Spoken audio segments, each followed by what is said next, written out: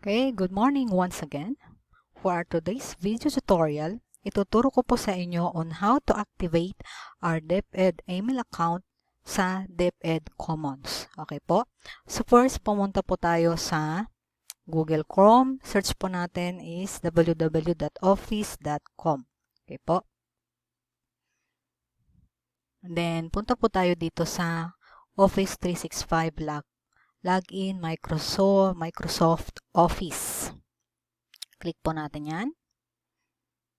Then, wait po natin mag-launch. So, punta po tayo dito sa Outlook.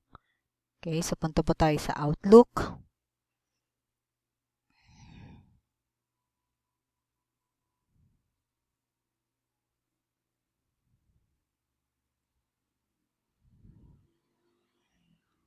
Okay, so makikita nyo po, pag open nyo po ng Outlook, meron po kayong na-receive na email galing po sa Deped Commons. Okay, so galing po sa Deped Commons. So, pag i-click po natin to, so just click it. So, ayan po ang lalabas. So, your Deped Common account is created and needs to be activated. Okay, so kailangan na po nating ma-activate yung ating Deped account sa Deped Common. So, ang i-click lang po natin is itong link na to.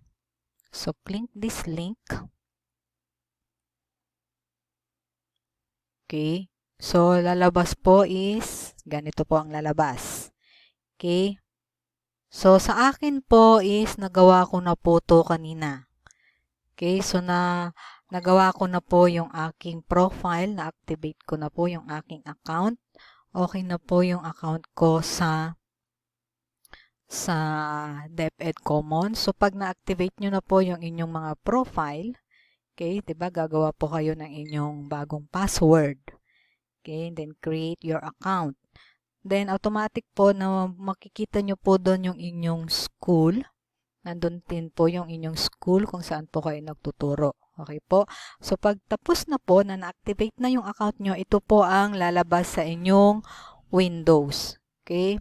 So, your account has been updated successfully.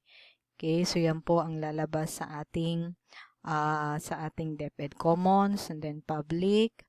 Then, ito po yung Deped email nyo or yung Microsoft 365 email.